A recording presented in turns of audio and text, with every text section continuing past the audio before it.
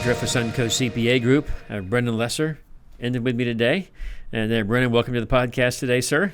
It's good to be back. Yes, it is. Be Good to have you. Your partner in crime, your sidekick in this podcast when no one else wants to be on it. There you go. Got to find somebody, right? Right, we'll find some people. There you go. Insert sponsorship right here. There you go. This episode has been brought to you by... That was a great lead-in. Your business. There was a great lead-in. Speaking of transitions, what do you want to talk about? Let's talk about entities and LLCs and corporations and why someone should have them and what's the best type and taxation of that. We spoke briefly about it, and I think last time we talked about it, I was I was feeling the anxiety of whether I did a C Corp or an S Corp. Mm-hmm. I don't know how to find out if which one you did? Yeah, I don't know how to go check on it. Well, let's back up just a little bit and talk about how you could have even got to that point. Yeah. And that's a good, because we do have clients come in from time to time, and I go, so you set your entity up. What did you do? Well, I don't really know what I did. I went online. Well, where'd you go? I don't remember anymore. I went to Sunbiz. I went to Sunbiz. Yeah, I went to Sunbiz. What'd you put in my credit card and I was business. Well, I don't know what I did. So sometimes it's going back and trying to recreate all that. So when you start up an entity here in Florida, you go to sunbiz.org and you set up an LLC or a corporation. Most folks these days are doing LLCs as opposed to corporations, but there's benefits to both. From a taxation structure, from a taxation perspective, there really isn't. The LLC gives you more flexibility in taxation options, but with a corporation, you can be taxed as a S Corp, as a C Corp. With a LLC, you can be S Corp, C Corp.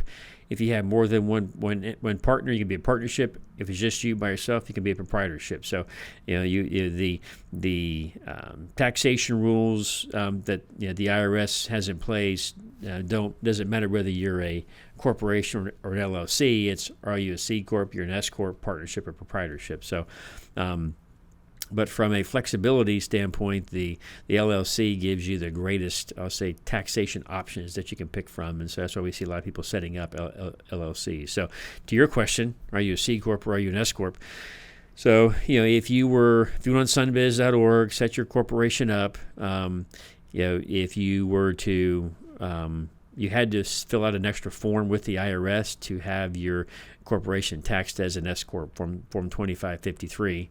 And it had to be signed by you, sent off to the IRS, and then the IRS sends you back a response that, yes, you are. They approved your S election. Now, prior to COVID, the IRS was, I'll say, slow enough as it was in response times, but they were actually pretty decent compared to where they're at today. We set off S elections. It's been months and months before we got a acknowledgement back. So, a little sidebar topic about why the IRS is so behind. I was reading something a couple months ago, and I read an article from Kiplinger's, and the IRS at that time, I forget, it was like 15 or 20 million pieces of mail unopened sitting in their offices. That's unopened mail. And it's not, most of this mail is not junk mail. All this mail has to be, it's coming in from taxpayers that are responding to issues with their tax returns or sending additional documentation. But, so this is real mail they have to go through. It can't be solved with just, a 2 or 3 minute conversation or a look up something in the computer. So it's going to take them a while to work through that backlog. We've all heard on the news, on the radio, on TV, online, that the IRS has hired 87,000 new agents. So, they're not all going to come on board at one time. They're not going to be here tomorrow. So they are planning to address their staffing issues, but that's not going to happen overnight. So, are you a C Corp or are you an S Corp? I guess my first question is, do you remember filling out a 2553? You're not sure. That's my response to that. Your question. Huh? So, I would say if you're not sure, and you haven't, so this is what I would recommend. If you're not sure and you want to operate as an S Corp, assume you're going to be operating as an S Corp, and then by the time and when you get ready to file your corporate tax return, if you haven't heard back from the IRS that they've accepted your S election with the appropriate dates, what your election date was, just go ahead and file a late S election form with your tax return at the time. So I would go ahead and assume that whether you filed the application or not, you have the option when you file your tax return to file a late S election, and you'll get approved. So either way, you're going to get approved at some point. Is that part of the EIN number? No. No? Nope. Whatever you're talking about, I did not do. Okay. And actually, to my like frustration, I paid for something for SunBiz, messaged the IRS for an EIN number, got a business account, and now right now I'm like, I had to do something else. Yeah. Like, how am I supposed to even know that? You know what I mean? Like, what is? That's why you come see an accountant. I come Yeah. see a CPA. That's what we do here at Suncoast. We help clients not just set up entities, but help them pick the right entity selection, whether it be corporation or LLC, and if they're an LLC or a corporation, the right taxation structure. Then we go over all the benefits and with you as well. So This is very relatable. I mean, being in marketing, I meet new people. I talk to them about their data, their analytics, and half the time they don't know what is data, what is analytics, what are these data sets. They don't, they just think, like I see signs up and down Spring Hill today for people. Someone's trying to advertise for Google ads and Facebook ads. But I'm really? Yeah, but 813 number. So out of their neck of the woods, I guess. But anyways, people don't know that these data sets are there. So, and again, that's just like this. I didn't know that there was something more I had to do. I thought I dotted my I's and crossed my T's. Even though I forgot whether I did with C or S, I thought I finished that race, but it turns out I'm not even through it, which may work out to my benefit actually. But that's just interesting and frustrating all at the same time. So, what do you have to say to, what can you say to people listening right now? Like, who think they have it all together, but the likelihood they probably don't. I would definitely, get with a CPA, that works with businesses, and he or she's going to know what you need to have to make sure that you have your EIN number, you've got all the right tax elections, and you're doing not just tax elections, but if you're an LLC or corporation, are you taking out payroll? You're taxed as a corporation, you're taking out payroll. Taking out the right amount of payroll for yourself, all those things, and they'll go over with you. And we do that here at Suncoast CPA Group also. I want to pivot back to something you said earlier about data. And one of the conversations we had, I understand data, I understand analytics, and I understand how to read it. But one of the things that you said to me, or I was asking, we were talking about topics, and you go, well, what does the data tell us we should be talking about? And I go, what are you talking about? So you have software, with the media company, the advertising company, that you can tell me what people are searching for. I think by county and by topic. So you can say, hey, Randy, you think you need to be having a conversation on capital gains, and you wish you'd be having a conversation on, QuickBooks. That's what's trending right now in the accounting and tax, world right now in Hernando, Pasco, and Citrus counties. And so, to your point about data, a lot of people don't even know what they don't even, here again, putting a lot of effort into thinking about producing content, and they really aren't producing content that the population out there really cares about at the moment. So to your point, it's I understand data, I understand analytics, but your question to me was, well, we're talking about topics, and what does data tell you? I don't know. I don't have access to that. So, just like coming to see you for the things that you do, it's good to go see a CPA, because you try to set your company up. We're on SunBiz, and we see clients all the time that go on the SunBiz and don't set that up right. They don't have the officers listed correctly. They don't have this done correctly. We have to go back and make changes. And then, when they fill the EIN out, they don't actually put some of the right date elections in there. They don't make the right business activity selections. And then, again, people mostly, nobody does the S selection. And here again, for a small business, whether you're have a corporation or an LLC, almost every small business needs to be taxed as an S corporation. So, is there any benefit to doing an S? What is the benefit of an S corp? Is that a curiosity? So, I'll use some round numbers. So let's just say somebody has a business and they're netting, I'm just going to say $100,000 in their business. When I say netting, that's after all expenses. So you got your top line income, different types of expenses that you have. After everything, you make $100,000 before the owner's salary. So if you were operating that business as a proprietorship, that full $100,000 is subject to Social Security Medicare tax. Now, when you worked at other jobs or somebody else worked at other jobs as an employee, your employer takes out 7.65% for Social Security and Medicare tax, and they match that 7.65%. So between you and your employer, you're contributing 15.3% to the federal government for Social Security and Medicare. So when you own your own business, taxed as a proprietorship, you make $100,000 in income, you got to pay $15,000 just in Social Security and Medicare tax, not to mention the federal income tax you got to pay on top of that as well. So this is the real benefit. It's very simple why corporations or LLCs are taxed as S corps, and it's to save Social Security Medicare tax. So you can take that $100,000 income, you take out a reasonable salary. Reasonable is based on facts and circumstances, and I want to get into details now because everybody's facts and circumstances are different. You need to come in and talk to us, and we'll come up with a salary range that's good for you. But let's just say we do an analysis, and it should be $50,000. So you have $100,000 net income. You take $50,000 off of that net income in salary. So now you're only paying Social Security Medicare tax. If your LLC is taxed as an S corp or corporation is taxed as an S corp, you're only paying Social Security Medicare tax on that $50,000, not the full $100,000. So, and then the other $50,000 in profit, you still get to pull out and spend. So basically, you're still paying personal income tax on $100,000. So in the proprietorship example, you had $100,000 being produced in income, and you're filing a Schedule C with your personal return, and you're paying tax on that $100,000. When you have an entity taxed as an S corp, you're taking out a $50,000 paycheck, you're getting a W-2, and then your entity gives you a K-1 for $50,000, and those get picked up on your personal return. So the personal return, you're still paying federal income tax on $100,000, but having the entity taxed as an S corporation saves you the Social Security Medicare tax on that $50,000, I'll say, entity profit.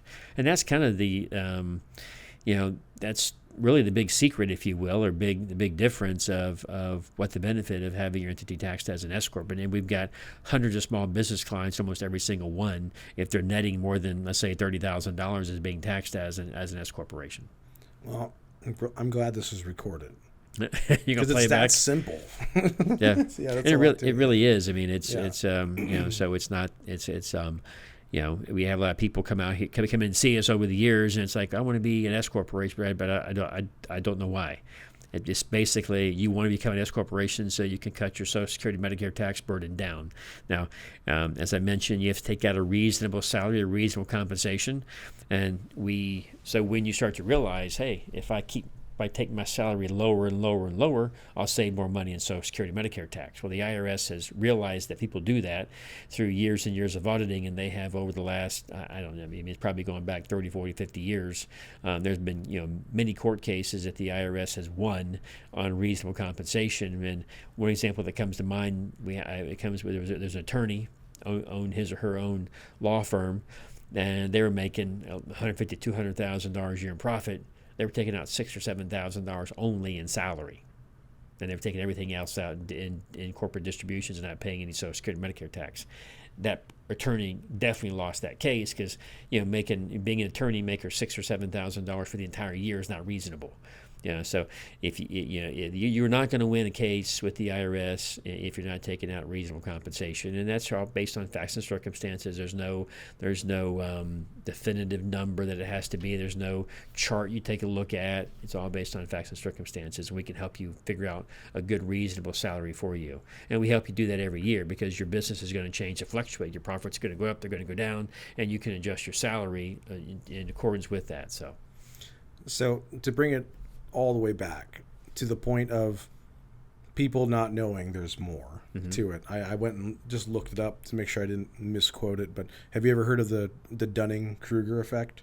The Dunning-Kruger effect? No. No? Okay. It's something that I look out for, in myself whenever I start getting to new things. But then also if someone starts talking to me about their business or someone who's interested in marketing, or I come across, someone with a competitor of some sort, I look for the tells. So the Dunning-Kruger effect is a cognitive bias whereby people with low ability, expertise, or experience regarding a certain type of task or area of knowledge tend to overestimate their ability or knowledge. There you go. So, and I think, and usually what that's not saying is like, it's just when they're fresh into it. Someone reads that one book and they put that new topic on their bookshelf, and they're experts, but then the more you study something, for instance, I studied marketing, I've studied drumming, I've studied chess.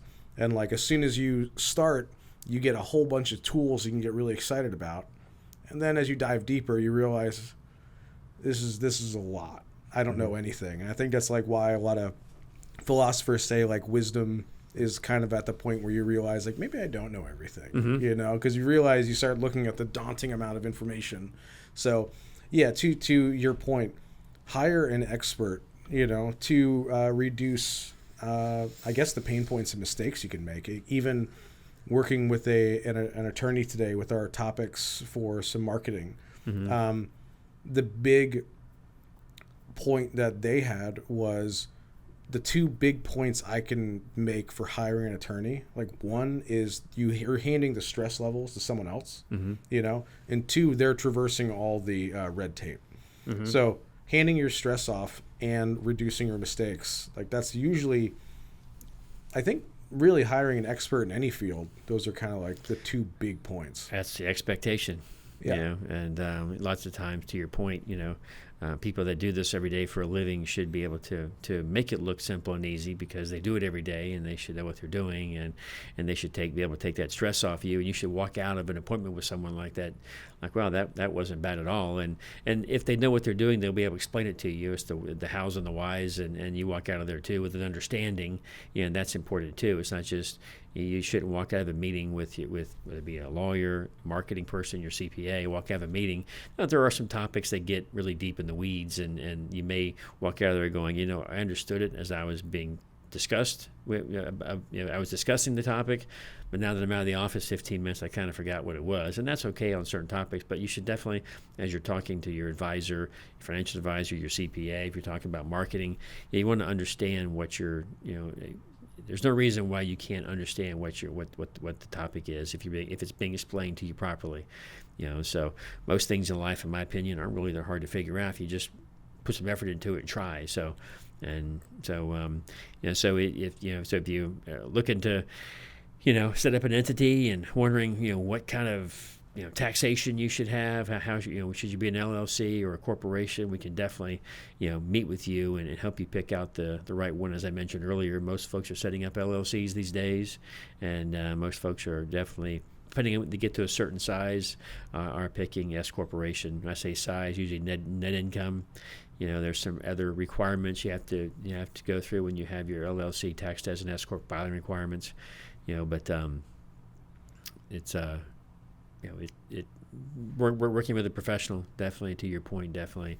What would you call that Dunning-Kruger effect? Yes. Yeah. Yeah. So and to add to add more to that, I mean, there's two things that people should, I think, consider with not just hiring a CPA to help them set up their entity, but with anything. Any expert should be operating on like two different fields. One is the strategy, and two is the tactics. A lot of experts out there describe strategy and tactics are two different things. The strategy is like the blueprint, tactics is the execution of the plan. So, I mean, hiring a CPA to set up your business is, you might as well tag tax planning on top of that as well, because you're getting the tactics and the strategy all in one sitting. Again, that's a lot of weight off someone's shoulders, and I don't think you can put a price on that most of the time. No, yeah, being able to, you said, pass that off, and hand that responsibility off for the advisory of that is definitely beneficial. And here again, you get it set up properly. That way, you're not in the position you're in of, am I an S corp, am I a C corp, and we do here again. We do find clients from time to time, more often than we thought we would, that set things up and still need help trying to figure out what they've done. And we're happy to do that here. And but once you tell them how to get a hold of you, so they want to set up their entity, Absolutely. Yeah, give us a call here at Suncoast CPA Group, 352-596-2883, or on the web at suncoastcpagroup.com. Just make an appointment with us. There's a form there to fill out, and we'll give you a call to schedule something to come in and meet with us. We can do a phone call or a Zoom call as well, whatever is more convenient for you. We have offices in Brooksville and in Spring Hill, very conveniently located. So love to hear from you, love to work with you, and help you out if we can.